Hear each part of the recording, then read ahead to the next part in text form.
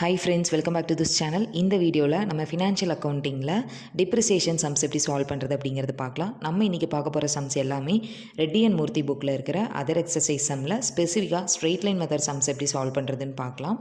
First sum, Hasan purchased a machine on 1st January 2012 at rupees 14,000. The scrap value after 10 years time is expected to be rupees 3,400. If depreciation is written off by equal installments every December 31, show the machinery account for the first 3 years, calculate the rate of depreciation. இப்போ இந்த சம்மில் பார்த்தீங்கன்னா 1st January 2012 அப்போ ஒரு machinery வாங்குறாங்க. அதோட rate 14,000. 10 இயர்ஸ்க்கு அப்புறம் அந்த மிஷினரியோட ஸ்கிராப் வேல்யூ வந்து 3,400. ஒவ்வொரு வருஷமும் டிப்ரிசியேஷன் வந்து 31st December அப்போ சார்ஜ் பண்ணுறாங்க. 3 இயர்ஸ்க்கு மிஷினரி அக்கௌண்ட் ப்ரிப்பேர் பண்ண சொல்லியிருக்காங்க. தென் ரேட் ஆஃப் டிப்ரிசியேஷன் கொடுக்கல, ரேட் ஆஃப் டிப்ரிசியேஷனும் கேல்குலேட் பண்ண சொல்லியிருக்காங்க. இப்போ ரேட் ஆஃப் டிப்ரிசியேஷன் நம்ம கேல்குலேட் பண்ணணும் அப்படின்னா நம்மளுக்கு ஃபார்முலா வந்து depreciation divided by original cost into 100. இப்போ டிப்ரிசியேஷன் வந்து நம்மளுக்கு தெரியாது, அதனால் ஃபர்ஸ்ட் வந்து நம்ம டிப்ரிசியேஷன் கேல்குலேட் பண்ணலாம். டிப்ரிசியேஷன் கேல்குலேட் பண்ணுறதுக்கு டிப்ரிசியேஷனுக்கான formula cost of the fixed asset minus estimated scrap value divided by number of years of expected life.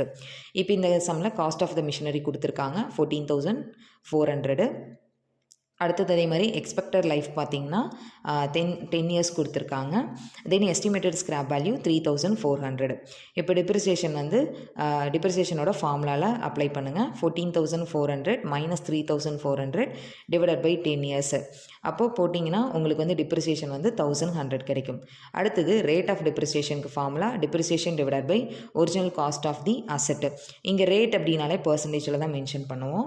அப்போ வந்து டிப்ரிசியேஷன் எவ்வளோனா நம்மளுக்கு 1,100 divided by original cost 14,400 into 100 போட்டு இதை வந்து நம்ம டிவைட் பண்ணி மல்டிப்ளை பண்ணோன்னா நம்மளுக்கு டிப்ரிசியேஷன் வந்து 7.64% கிடைக்கும். இப்போ நம்ம டிப்ரிசியேஷனுக்கான பர்சன்டேஜ் கேல்குலேட் பண்ணிட்டோம். நெக்ஸ்ட் பார்த்திங்கன்னா மெஷினரி அக்கௌண்ட் வந்து 3 இயர்ஸ்க்கு ப்ரிப்பேர் பண்ண சொல்லியிருக்காங்க. அப்போ ஃபர்ஸ்ட் வந்து மெஷினரி பர்ச்சேஸ் பண்ணுறாங்க. மெஷினரி பர்ச்சேஸ் பண்ணுறாங்க அப்படின்னா அப்போ அசெட் வந்து நம்மளுக்கு உள்ளே வரும். So entry machinery account debtor, cash வெளியே போகும், அதனால் டூ கேஷ் அக்கௌண்ட்டு.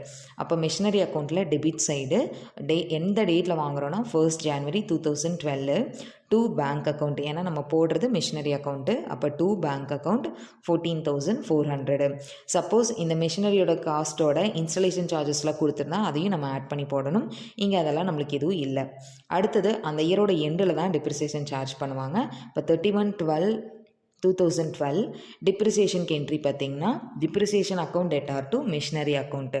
அப்போ பை மிஷினரி அக்கௌண்ட்டு 14,400க்கு நம்ம இங்கே கேல்குலேட் பண்ண பர்சன்டேஜ் 7.64%ன்னு போடலாம். இல்லை அப்படின்னாலும் நம்ம டைரெக்டாக இங்கே டிப்ரிசியேஷன் கேல்குலேட் பண்ணியிருக்கோம். நீங்கள் அந்த அமௌண்ட்டை கூட டைரெக்டாக போட்டுக்கலாம். எவ்வளோனா 1,100. அவ்வளோதான், ஃபஸ்ட் இயருக்கு இந்த ஒரு என்ட்ரி தான் வரும். இப்போது இதை வந்து நம்ம பேலன்ஸ் பண்ணோன்னா balance in figure balance carry down 13,300 வரும். ஸோ இதை அடுத்த வருஷத்துக்கு ப்ராட் டவுன் பண்ணணும். 1/1/2013க்கு ப்ராட் டவுன் பண்ணுங்கள். To balance brought down 13,300. அடுத்தது அந்த இயரோட எண்டில் டிப்ரிசியேஷன் சார்ஜ் பண்ணுவோம். அப்போ 31/12/2013 by depreciation. Straight line method அப்படின்னா எல்லா வருஷமும் ஒரே அமௌண்ட்டு தான் நம்மளுக்கு டிப்ரிசியேஷனாக சார்ஜ் பண்ணுவோம். ஸோ அகெயின் இங்கே வந்து 1,100. இது மட்டும்தான் இந்த வருஷத்தில் இது மட்டும்தான் நடந்திருக்கு. இதில் வந்து மேக்ஸிமம் என்ன வரும்னா நம்ம இந்த டிப்ரிசியேஷன் மட்டும்தான் ஒவ்வொரு வருஷமும் சார்ஜ் பண்ணுவோம். ஒரு சில டைம் நம்ம அடிஷ்னலாக மிஷினரி வாங்குறோன்னா அதையும் அந்த வருஷத்தில் ஆட் பண்ணணும். இப்போ இதை பேலன்ஸ் பண்ணோன்னா பேலன்ஸ் கேரி டவுன் 12,200. இதை அடுத்த வருஷத்துக்கு ப்ராட் டவுன் பண்ணுங்கள். 1/1/2014க்கு டூ பேலன்ஸ் ப்ராட் டவுன் 12,200. அடுத்தது அந்த இயர் எண்டில் டிப்ரிசியேஷன் 31/12/2014 பை டிப்ரிசியேஷன் 1,100.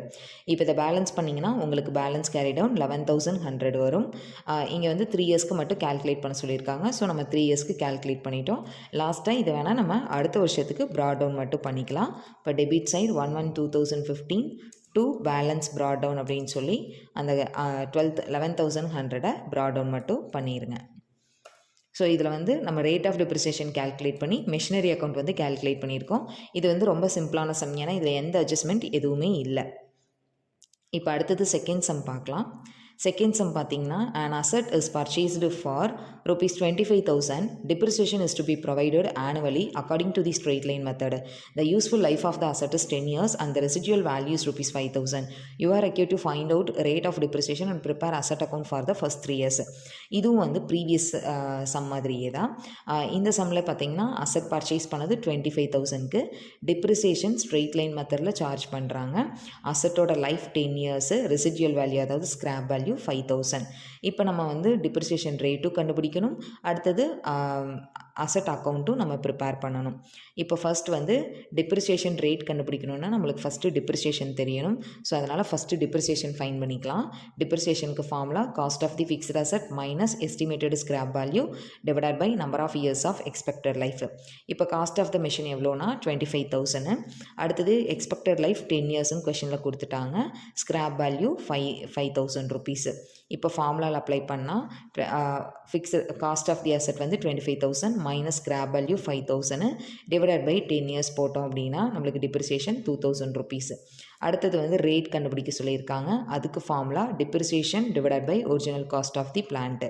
டிப்ரிசியேஷன் நம்ம ஆல்ரெடி ஃபைன் பண்ணிட்டோம் 2,000 divided by original cost 25,000 into 100 போட்டோம்னா ரேட் ஆஃப் டிப்ரிசியேஷன் எவ்வளோனா 8%. இப்போ நம்ம இங்கே வந்து மிஷினரி அக்கௌண்ட் ப்ரிப்பேர் பண்ணணும். இந்த சம்மில் டேட் எதுவும் கொடுக்கல. ஸோ அதனால் இங்கே வந்து நீங்கள் ஃபஸ்ட் இயர் அப்படின்னு சொல்லி போட்டுக்கோங்க டேட் காலமில். ஃபஸ்ட்டு டு பேங்க் அக்கௌண்ட், ஏன்னா அசட் பர்ச்சேஸ் பண்ணுறோம் அப்படின்னா என்ட்ரி வந்து அசட் அக்கௌண்ட் எட்டார் டு பேங்க் அக்கௌண்ட்டு. அப்போ debit side to bank account 25,000. இங்கேயும் வந்து அதே மாதிரி ஃபஸ்ட் இயர் அப்படின்னு சொல்லி மென்ஷன் பண்ணிக்கோங்க. நெக்ஸ்ட்டு டிப்ரிசியேஷன் சார்ஜ் பண்ணுறதுக்கு என்ட்ரி டிப்ரிசியேஷன் அக்கௌண்ட் எட்டார் டு அசட் அக்கௌண்ட்டு. அப்போ பை டிப்ரிசியேஷன் அக்கௌண்ட். டிப்ரிசியேஷன் நம்ம ஆல்ரெடி இங்கே கேல்குலேட் பண்ணி வச்சிட்டோம் 2,000 ருபீஸ். நீங்கள் இல்லைனாலும் 25,000க்கு 8% நம்ம இங்கே ரேட் கண்டுபிடிச்சிருக்கோம். 25,000க்கு 8% போட்டிங்கனாலும் 2,000 தான் வரும். இந்த ஃபஸ்ட் இயரில் இது மட்டும்தான். இப்போ பேலன்ஸ் கண்டுபிடிச்சோம்னா 23,000 வரும். இதை செகண்ட் இயருக்கு ப்ராட் டவுன் பண்ணுங்கள். To balance brought down 23,000. அந்த செகண்ட் இயரில் டிப்ரிசியேஷன் சேம் அதே அமௌண்ட் தான் 2,000. இப்போ இந்த வருஷமும் இந்த ஒரு என்ட்ரி மட்டும்தான். இப்போ இங்கேயும் பேலன்ஸ் கேரி டவுன் கண்டுபிடிச்சிங்கன்னா 21,000. இதை அடுத்த வருஷத்துக்கு ப்ராட் டவுன் பண்ணுங்கள். அந்த வருஷம் டிப்ரிசியேஷன் அதாவது தேர்ட் இயர் டிப்ரிசியேஷனும் சேம் 2,000 தான். பேலன்ஸ் கண்டுபிடிச்சிங்கன்னா 19,000 வரும். இந்த 19,000 அடுத்த வருஷத்துக்கு ப்ராட் டவுன் பண்ணிடுங்க. அவ்வளோதான். இந்த ஒவ்வொரு வருஷமும் பார்த்திங்கன்னா நம்மளுக்கு இந்த டிப்ரிசியேஷன் வரும். அடிஷ்னலாக ஏதாவது அசட் வாங்குகிறோன்னா அந்த அசட்டோட அசட்டை டெபிட் பண்ணுவீங்க. ஏதாவது அசட்டை சேல் பண்ணுறீங்க அப்படின்னா அதை கிரெடிட் பண்ணுவீங்க. அதுக்கான ப்ராஃபிட்டாக லாஸா அப்படிங்கிறத ஃபைன் பண்ணுவோம். இது தவிர வேறு எதுவும் வராது. அதே மாதிரி 3 இயர்ஸ்க்கு கேட்டிருக்காங்கன்னா அப்படியே டோட்டலாக 3 இயர்ஸ்க்கு போட்டு ஆட் பண்ணி நம்ம வந்து பேலன்ஸ் கண்டுபிடிக்கக்கூடாது. ஒவ்வொரு வருஷமும் நம்ம இந்த மாதிரி பேலன்ஸ் கேரி டவுன் கண்டுபிடிச்சி அதை அடுத்த வருஷத்துக்கு ப்ராட் டவுன் பண்ணி திரும்ப வந்து டிப்ரிசியேஷன் சார்ஜ் பண்ணி இப்படி தான் பண்ணணும். அப்படியே போட்டு ஆட் பண்ணக்கூடாது. Next third sum, a company purchased a second hand plant for rupees 30,000. It is immediately spent on it rupees 5,000. The plant was put to use on 1/1/2010. After having used it for 6 years, it was sold for rupees 15,000. You are required to prepare the plant account for 6 years, providing depreciation at 10% on original cost. இந்த some பார்த்திங்கன்னா நம்ம first 2 some பார்த்ததை விட இது டிஃப்ரெண்ட்டான some. ஏன்னா இங்கே ஒரு பர்சன் செகண்ட் ஹேண்ட் பிளான்ட் வாங்குறாரு 30,000க்கு. ஸோ அவர் செகண்ட் ஹேண்ட் வாங்கினாலும் ஃபஸ்ட் ஹேண்ட் வாங்கினாலும் நம்மளுக்கு பிரச்சனை இல்லை. நம்மளுக்கு எவ்வளோக்கு வாங்கியிருக்காரு, எந்த டேட்டில் வாங்கியிருக்காருங்கிறது மட்டும்தான் முக்கியம். இங்கே வந்து அந்த மெஷினரிக்கு வாங்கினதுக்கப்புறம் அவர் இமீடியட்டாக 5,000 ருபீஸ் ஸ்பெண்ட் பண்ணியிருக்காரு. எப்போ யூஸ் பண்ண ஆரம்பிச்சிருக்காங்கன்னா 1/1/2010. 6 இயர்ஸ் யூஸ் பண்ணதுக்கப்புறம் அந்த மெஷினரியை 15,000 ருபீஸ்க்கு சேல் பண்ணிடுறாங்க. இந்த பிளான்ட் அக்கௌண்ட் வந்து 6 இயர்ஸ்க்கு ப்ரிப்பேர் பண்ண சொல்லியிருக்காங்க. டிப்ரிசியேஷன் வந்து 10%. ஸோ இப்போ இங்கே பிளான்ட் 1/1/2010 வாங்கியிருக்காங்க. புக்ஸ் எப்போ க்ளோஸ் பண்ணுறதுன்னு கொடுக்கல. ஸோ ஜான்வரியில் வாங்கினனால நம்ம புக்ஸ் க்ளோஸ் பண்ணுறது டிசம்பர் அப்படின்னு சொல்லி அஷ்யூம் பண்ணி அதை பேஸ் பண்ணி போட போகிறோம். ஃபர்ஸ்ட் மெஷினரி வாங்கினது 1/1/2010 டூ பேங்க் அக்கௌண்ட் 30,000க்கு வாங்கிட்டு ப்ளஸ் 5,000 ருபீஸ் இன்ஸ்டலேஷன் சார்ஜஸாக ஸ்பெண்ட் பண்ணியிருக்காங்க. அப்போ அதுவும் வந்து அந்த பிளான்ட்டோட காஸ்ட்டு தான். டோட்டலாக 35,000. அடுத்தது அந்த இயர் எண்ட் 31/12/2010 டிப்ரிசியேஷன் சார்ஜ் பண்ணணும். பை டிப்ரிசியேஷன் 35,000க்கு 10% போட்டிங்கன்னா 3,500. ஃபஸ்ட் இயரில் இந்த என்ட்ரிஸ் மட்டும்தான் வரும். இப்போ பேலன்ஸ் கேரி டவுன் கண்டுபிடிச்சிங்கன்னா 31,500. இதை அடுத்த வருஷம் 1/1/2011க்கு ப்ராட் டவுன் பண்ணிடுங்க. இப்போது 31/12/2011 அதாவது அந்த இயரோட எண்டு 31/12/2011 டிப்ரிசியேஷன் சேம் அதே அமௌண்ட்டு தான் 3500. அந்த வருஷமும் டிப்ரிசியேஷன் மட்டும்தான் சார்ஜ் பண்ணியிருக்காங்க, வேறு எந்த டிரான்சாக்ஷனும் இல்லை. இப்போ பேலன்ஸ் கேரி டவுன் கண்டுபிடிச்சோம்னா 28,000. இது தேர்ட் இயர் அதாவது 1/1/2012க்கு ப்ராட் டவுன் பண்ணுங்கள். Balance brought down 28,000. அதே மாதிரி அந்த இயருக்கான டிப்ரிசியேஷன் சேம் 3,500. இப்போ பேலன்ஸ் கேரி டவுன் எவ்வளோனா 24,500. நெக்ஸ்ட்டு ஃபோர்த் இயருக்கும் பார்த்தீங்கன்னா 1/1/2013 ஃபோர்த் இயரு அமௌண்ட்டை ப்ராட் டவுன் பண்ணுங்கள். ப்ரீவியஸ் இயர் அமௌண்ட்டை 24,500 ப்ராட் டவுன் பண்ணிவிட்டு டிப்ரிசியேஷன் 3,500, பேலன்ஸ் கேரி டவுன் 21,000 வரும். Next fifth year 1/1/2014 brought down பண்ணிங்கன்னா 21,000. ஃபிஃப்த் இயரோட டிப்ரிசியேஷன் சேம் 3,500. இப்போ பேலன்ஸ் கேரி டவுன் 17,500 வரும். இப்போ அவங்க கொஷினில் அடுத்தது சிக்ஸ்த் இயர் 1/1/2015க்கு அமௌண்ட்டை ப்ராட் டவுன் பண்ணிடுங்க. உங்கள் கொஷினில் என்ன சொல்லியிருக்காங்கன்னா 6 இயர்ஸ் யூஸ் பண்ணதுக்கப்புறம் அந்த மிஷினரியை சேல் பண்ணிட்டுன்னு சொல்கிறாங்க 15,000 ருபீஸ்க்கு. அப்போது அந்த இயரோட டிப்ரிசியேஷனும் நம்ம சார்ஜ் பண்ணணும். ஏன்னா அந்த இயர் ஃபுல்லாக அந்த மிஷினரியை யூஸ் பண்ணியிருக்காங்க. ஸோ அதனால் டிப்ரிசியேஷன் சார்ஜ் பண்ணிக்கோங்க. By depreciation account 3,500. நெக்ஸ்ட்டு மிஷினரியை 15,000 ருபீஸ்க்கு சேல் பண்ணிட்டேன்னு கொடுத்துருக்காங்க.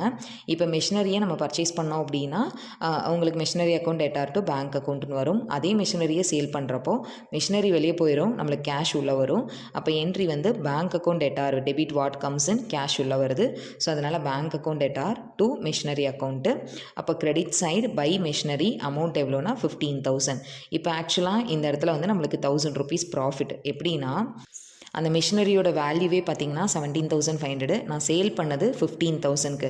ஸோ இதில் வந்து நான் என்னோடய டிப்ரிசியேஷனையும் அட்ஜஸ்ட் பண்ணிட்டேன் அப்படின்னா எனக்கு வந்து 1,000 ருபீஸ் வந்து ப்ராஃபிட் கிடைக்குது.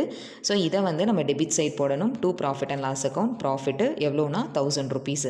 17,500 தான் மிஷினரியோட வேல்யூவே, ஆனால் அதை நான் சேல் பண்ணது வந்து 15,000. இப்போ வந்து இந்த 17,500ல் நீங்கள் டிப்ரிசியேஷன் 3,500 லெஸ் பண்ணிட்டீங்க அப்படின்னா உங்களுக்கு 14,000 வரும்.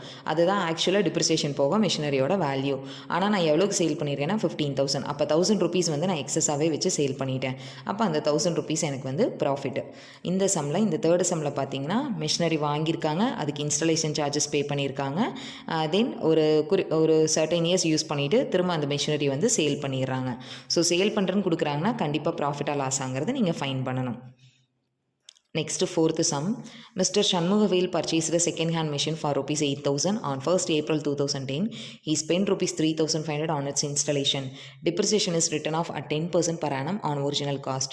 On 30th June 2013, the machine was found to be unsuitable and sold for rupees 6,500.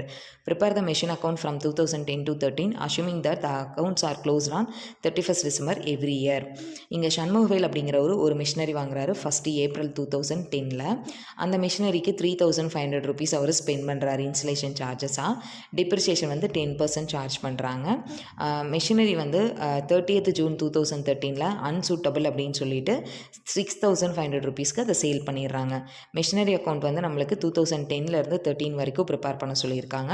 Accounts close பண்ணுறது 31st டிசம்பர் அப்படின்னு சொல்லியிருக்காங்க. இப்போ ஃபர்ஸ்ட் வந்து மிஷினரி வாங்கினோன்னா டெபிட் சைடு தான் என்ட்ரி வரும். To bank account. எந்த டேட்டில் வாங்குகிறோன்னா April 10 1st April 2010ல் வாங்குகிறோம். இப்போ டேட்டில் 1/4/2010 டு பேங்க் அக்கௌண்ட். மிஷினரியோட காஸ்ட் 8,000 ப்ளஸ் அதுக்கான இன்ஸ்டலேஷன் சார்ஜஸ் 3,500 ஆட் பண்ணால் 11,500. அடுத்தது புக்ஸ் க்ளோஸ் பண்ணுறது 31st டிசம்பர். ஏன்னா இங்கே 1st April பார்த்தோனையும் 31st March close பண்ணுவாங்கன்னு நினச்சிக்காதீங்க. இங்கே கொஷினில் கொடுத்துட்டாங்க 31st டிசம்பரில் தான் க்ளோஸ் பண்ணுறோன்னு. அப்போ 31/12/2010ல் டிப்ரிசியேஷன் பார்த்தீங்கன்னா டோட்டலாக 11,500க்கு 10%. மிஷினரி எப்போ இருந்து யூஸ் பண்ணுறாங்களோ அதுலேருந்து தான் டிப்ரிசியேஷன் கேல்குலேட் பண்ணணும். இங்கே ஜான்வரியிலேருந்து யூஸ் பண்ணாங்கன்னா நம்ம 1 இயர்னு எடுத்துக்கலாம். ஆனால் அவங்க ஏப்ரல்லேருந்து தான் யூஸ் பண்ணுறாங்க. அப்போ ஏப்ரல்லேருந்து டிசம்பர் வரைக்கும் கேல்குலேட் பண்ணிங்கன்னா 9 மந்த்ஸு. அப்போ 9 மந்த்ஸ்க்கு மட்டும் நீங்கள் டிப்ரிசியேஷன் கேல்குலேட் பண்ணால் போதும். அதாவது 9/12 போட்டிங்கன்னா 862.5 வரும் டிப்ரிசியேஷனு. இப்போ பேலன்ஸ் இந்த வருஷத்தில் இந்த என்ட்ரிஸ் மட்டும்தான். இப்போ பேலன்ஸ் கேரிட் ஒன்று எவ்வளோ வரும்னா 10,637.5. இது அடுத்த வருஷம் 1/1/2011க்கு ப்ராட் டவுன் பண்ணிடுங்க. ஏன்னா 31 டிசம்பர் அக்கௌண்ட்ஸ் க்ளோஸ் பண்ணுறாங்கன்னா அடுத்தது 1/1 ஜான்வரியில் தான் ஓப்பன் ஆகும். அப்போ 1/1/2011 2 பேலன்ஸ் ப்ராட் டவுன் சேம் அதே அமௌண்ட்டு 10,637.5. நெக்ஸ்ட்டு டிப்ரிசியேஷன் அந்த இயரோட எண்டில் 31/12/2011 பை டிப்ரிசியேஷன் இந்த செகண்ட் இயர் போடுறப்ப நம்ம 1 இயருக்கு ஃபுல்லாகவே போட்டுக்கலாம். ஃபஸ்ட் இயரில் வாங்கினது ஏப்ரலில் வாங்கினனால நான் 9 மந்த்ஸ்க்கு மட்டும் போட்டேன். இதே செகண்ட் இயர் தேர்ட் இயர்லலாம் பார்த்திங்கன்னா அவங்க அந்த 1 ஃபுல் இயரை யூஸ் பண்ணியிருப்பாங்க. அதனால் நம்ம டைரெக்டாக 11,500க்கு 10%ன்னு 1 இயருக்கு நீங்கள் டிப்ரிசியேஷன் கால்குலேட் பண்ணிக்கோங்க. எவ்வளோ வரும்னா 1,150 வரும். இப்போ பேலன்ஸ் கேரி டவுன் வந்து 9,487.5. இது அடுத்த வருஷம் அதாவது தேர்ட் இயர் 1/1/2012க்கு ப்ராட் டவுன் பண்ணிக்கோங்க 9,487.5. அந்த வருஷமும் 1 இயருக்கு ஃபுல்லாக டிப்ரிசியேஷன் போட்டோன்னா 1,150 தான். பேலன்ஸ் கேரி டவுன் 8,337.5 வரும். இது அடுத்த வருஷம் 1/1/2013 அதாவது கடைசி வருஷம் இந்த வருஷத்துக்கு ட்ரான்ஸ்ஃபர் பண்ணிக்கோங்க. இப்போ உங்கள் கொஷினில் 2013 தான் மிஷினரியை சேல் பண்ணுறேன்னு கொடுத்துருக்காங்க. அதுவும் ஜூனில் சேல் பண்ணுறதா கொடுத்துருக்குறாங்க. அப்போ நீங்கள் 2013 டிப்ரிசியேஷன் போடுறப்ப அப் டு ஜூன் வரைக்கும் நீங்கள் டிப்ரிசியேஷன் கால்குலேட் பண்ணால் போதும். ஜான்வரியிலேருந்து யூஸ் பண்ணியிருப்பாங்க. ஜூன் 30 தான் மிஷினரியை சேல் பண்ணுறாங்க. அப்போ ஜான்வரி, ஃபெப்ரவரி, மார்ச், ஏப்ரல், மே, ஜூன் வந்து 13 சொல்லிட்டாங்க. அதனால் ஜூனை எடுத்துக்கணும். இதே ஜூன் 1ன்னு சொல்லியிருந்தால் நீங்கள் மே வரைக்கும் எடுத்துக்கிட்டால் போதும். இங்கே ஜூன் 30ங்கிறதுனால 6 மந்த்ஸ்க்கு மட்டும் கால்குலேட் பண்ணிங்கன்னா 575 வரும். அதே மாதிரி இந்த பை பேங்க் அக்கௌண்ட் அப்படிங்கிறது அந்த மிஷினரியை 6,500 ருபீஸ்க்கு சேல் பண்ணியிருக்காங்க. பர்ச்சேஸ் பண்ணால் டெபிட் சைடு, சேல் பண்ணால் கிரெடிட் சைடு. அப்போ பை பேங்க் அக்கௌண்ட் 6,500. இப்போ இங்கே வந்து லாஸ் ஏன் லாஸ்ன்னு சொல்கிறோன்னா மிஷினரியோட வேல்யூ 8,337.5. இப்போ இந்த 8,337.5லேருந்து நான் டிப்ரிசியேஷனை லெஸ் பண்ணிட்டேன் அப்படின்னா 575 டிப்ரிசியேஷனை லெஸ் பண்ணால் மிஷினரியோட வேல்யூ வந்து 7,762.5 வரும். ஆனால் அதை நான் சேல் பண்ணது 6,500க்கு தான் சேல் பண்ணியிருக்கிறேன். அப்போ என்னென்னா மிஷினரியோட ஆக்சுவல் வேல்யூ டிப்ரிசியேஷன் போக மிஷினரியோட ஆக்சுவல் வேல்யூவை விட கம்மியாக சேல் பண்ணதுனால எனக்கு இங்கே வந்து 1,262.5 லாஸ் அப்படிங்கிறது கிடச்சிருக்கு. ஸோ போன சம்மில் நம்மளுக்கு ப்ராஃபிட் வந்தால் எப்படி போகணுன்னு பார்த்தோம். இந்த சம்மில் லாஸ், ப்ராஃபிட் வந்தால் டெபிட் சைடு, லாஸ் வந்ததுன்னா credit side. Next, fifth sum. On 1st January 2016, machinery was purchased for Rs 2,50,000. On 1st June 2017, additions were made by purchasing a machinery for Rs 50,000. On 1st March 2018, another machinery was purchased for Rs 32,000. On 30th June 2019, machinery of the original value of Rs 40,000 on 1/1/2016 was sold for Rs 30,000. Depreciation is charged at 10% on original cost. Show the machinery account for the year 2016 to 2019. Close accounts on 31st December each year. இந்த some கொஞ்சம் காம்ப்ளிகேட்டடான some, but புரிஞ்சுக்கிட்டீங்க அப்படின்னா ரொம்ப easy. இப்போ இதில் first பார்த்தீங்கன்னா நான் இந்த இடத்துல இந்த மாதிரி ஒரு நோட் கொடுத்துருக்கேன். இது எதுக்கு அப்படின்னா நீங்கள் ஈஸியாக வந்து இந்த மாதிரி நோட் பண்ணிக்கிட்டிங்கன்னா உங்களுக்கு ஈஸியாக அண்டர்ஸ்டாண்ட் ஆகும். அதுக்காக இது கொடுத்துருக்கேன். நீங்கள் வேணும்னாலும் இதே மாதிரி மார்க் பண்ணி வச்சுக்கோங்க. உங்களோட எக்ஸாமில் நீங்கள் இதே மாதிரி கூட நோட் பண்ணி வச்சுக்கலாம், உங்களுக்கு ஈஸியாக புரியணும் அப்படிங்கிறதுக்காக. இப்போ இதில் பாருங்கள், ஃபஸ்ட்டு மிஷினரி வந்து 1st January 2016 2,50,000 ருபீஸ்க்கு வாங்குகிறாங்க. அடுத்தது 1st June 2017 50,000 ருபீஸ்க்கு இன்னொரு மிஷினரி வாங்குகிறாங்க. நெக்ஸ்ட்டு 1st March 2018 32,000க்கு ஒரு மிஷினரி வாங்குகிறாங்க. இப்போது 30th June 2019 என்ன பண்ணுறாங்கன்னா machinery of the original value of Rs 40,000 on 1/1/2016, அதாவது 1/1/2016 2,50,000 வர்த்துள்ள மிஷினரி வாங்கினாங்க. அதில் 40,000 வர்த்துள்ள மிஷினரியை அவங்க 30,000 ருபீஸ்க்கு சேல் பண்ணுறதா சொல்லியிருக்கிறாங்க. அதாவது 2,50,000 டோட்டல், அதில் 40,000 வர்த்துள்ள மிஷினரியை மட்டும் 30,000க்கு அவங்க சேல் பண்ணுறாங்க. எப்போனா ஜூனில் சேல் பண்ணுறாங்க. டிப்ரிசியேஷன் வந்து 10%ன்னு சொல்லிட்டாங்க. 2016 19 வரைக்கும் நம்மளை மிஷினரி அக்கௌண்ட் ப்ரிப்பேர் பண்ண சொல்லியிருக்காங்க. அக்கௌண்ட்ஸ் க்ளோஸ் பண்ணுறது 31st December. இப்போ வந்து நம்ம மிஷினரி அக்கௌண்ட் ப்ரிப்பேர் பண்ணணும். இதில் ஒன்றும் இல்லை, 3 மிஷினரி வாங்குறாங்க அடுத்தடுத்த வருஷம். ஃபஸ்ட்டு ஜான்வரியில் ஒரு மிஷினரி வாங்குறாங்க. அடுத்தது பார்த்திங்கன்னா 2017 ஜூனில் ஒரு மிஷினரி வாங்குறாங்க. மார்ச் 2018 இன்னொரு மிஷினரி வாங்குறாங்க. இதில் வந்து இந்த 2016 2,50,000க்கு வாங்குகிற 2,50,000க்கு வாங்கின மிஷினில் ஒரு 40,000 வேல்யூவில் மிஷினரி மட்டும் சேல் பண்ணுறாங்க. எவ்வளோக்குன்னா 30,000க்கு. இப்போ இதை எப்படி போடலாம் அப்படின்னு பார்க்கலாம். இதில் வந்து கேல்குலேஷன்ஸ் மட்டும் உங்களுக்கு கொஞ்சம் ஜாஸ்தியாக இருக்கிற மாதிரி இருக்கும். ஃபர்ஸ்ட் பார்த்தீங்கன்னா 1/1/2016 மிஷினரி வாங்கினதுக்கு, ஃபஸ்ட்டு மிஷினரி வாங்கினதுக்கு 2 பேங்க் அக்கௌண்ட் 2,50,000. அடுத்தது அந்த வருஷம் டிப்ரிசியேஷன் சார்ஜ் பண்ணுறோம் 31/12/2016க்கு பை டிப்ரிசியேஷன் 2,50,000. ஏன்னா இங்கே ஜான்வரியிலே வாங்கிட்டாங்க, அதனால் நம்ம 1 இயருக்கு டிப்ரிசியேஷன் அப்படியே போட்டுக்கலாம். 2,50,000 இன்ட்டு 10% போட்டிங்கன்னா 25,000. அந்த வருஷம் இந்த மிஷினரி மட்டும்தான் வாங்கியிருக்காங்க, இதுக்கு டிப்ரிசியேஷன் சார்ஜ் பண்ணியாச்சு. இப்போ பேலன்ஸ் கேரி டவுன் கண்டுபிடிச்சிங்கன்னா 2,25,000. அடுத்த வருஷம் 1/1/2017க்கு 2 பேலன்ஸ் ப்ராட் டவுன் 2,50,000, 2,25,000. இப்போ இதில் பார்த்தீங்கன்னா 2017 ஜூனில் 50,000 வர்த்துள்ள அடிஷ்னல் மிஷினரி வாங்குறாங்க. அப்போ அடிஷ்னலாக வாங்குறாங்க அப்படின்னா நம்மளுக்கு டெபிட் சைடு தான் வரும். டேட் வந்து 1/6/2017. எப்போ செகண்ட் மிஷினரி வாங்கியிருக்காங்கன்னா ஜூனில் தான், அப்போ அந்த டேட்டை தான் போடணும். 1/6/2017 2 பேங்க் அக்கௌண்ட் எவ்வளோனா 50,000. இப்போது இந்த டெபிட் சைடு நம்மளுக்கு இது மட்டும் தான் வரும். இப்போ டிப்ரிசியேஷன் போடுறப்ப பார்த்தீங்கன்னா பை டிப்ரிசியேஷன் அக்கௌண்ட்டுன்னு இங்கே 2,50,000க்கு வாங்கின இந்த மிஷினரிக்கும், இந்த ஃபஸ்ட்டு மிஷினரிக்கும் நம்ம டிப்ரிசியேஷன் போடணும். இங்கே 50,000க்கு வாங்கியிருக்கிற இந்த செகண்ட் மிஷினரிக்கும் டிப்ரிசியேஷன் போடணும். இப்போ இந்த ஃபஸ்ட்டு மிஷினரிக்கு போடுறப்ப நம்மளுக்கு எந்த பிரச்சனையுமே கிடையாது. 2,50,000க்கு 10% 1 இயருக்கு அப்படியே போட்டிங்கன்னா 25,000. இந்த செகண்ட் மிஷினரிக்கு போடுறப்ப மட்டும் நம்ம ஜூனில் தான் வாங்கியிருக்கோம். அப்போ ஜூன்லேருந்து டிசம்பர் வரைக்கும் மட்டும்தான் நம்ம டிப்ரிசியேஷன் போடணும். அதாவது 50,000 இன்ட்டு 10%. ஜூனில் தான் மிஷினரி வாங்கியிருக்கோம், எப்போ யூஸ் பண்ண ஆரம்பிச்சோமோ அப்போ இருந்து தான் டிப்ரிசியேஷன் கேல்குலேட் பண்ணணும். அப்போ நீங்கள் ஜூன்லேருந்து டிசம்பர் வரைக்கும் எடுத்துக்கோங்க. June, July, August, September, October, November, December calculate பண்ணிங்கன்னா 7 மந்த்ஸ் வரும். அப்போ 7/12 போட்டிங்கன்னா உங்களுக்கு 2,916.67 வரும். இப்போது இந்த 2,916.67ங்கிறது செகண்ட் மிஷினரியோட டிப்ரிசியேஷன். ஃபஸ்ட்டு மிஷினரியோட டிப்ரிசியேஷன் 25,000. இந்த ரெண்டையும் ஆட் பண்ணோம்னா டோட்டலாக டிப்ரிசியேஷன் வந்து 27,916.67. இப்போ இந்த வருஷத்தில் இது மட்டும்தான். இப்போ பேலன்ஸ் கண்டுபிடிச்சிங்கன்னா 2,47,083.33 வரும். இதை வந்து 2018க்கு ப்ராட் டவுன் பண்ணிக்கோங்க. 2,47,083.33. இப்போ கொஷினில் என்ன சொல்லிட்டாங்கன்னா 2018 அதாவது மார்ச் 2018 32,000க்கு தேர்டாக இன்னொரு மிஷினரி வாங்குறாங்க. அப்போ அது வந்து இந்த தேர்ட் இயரில் வரும். 1/3/2018 2 பேங்க் அக்கௌண்ட் 32,000. இப்போ இங்கே டிப்ரிசியேஷன் போடுறப்ப பார்த்தீங்கன்னா ஃபஸ்ட்டு மிஷினரிக்கு 1 இயருக்கு போடணும். அடுத்தது செகண்ட் மிஷினரிக்கும் நம்ம 1 இயருக்கு போடணும்.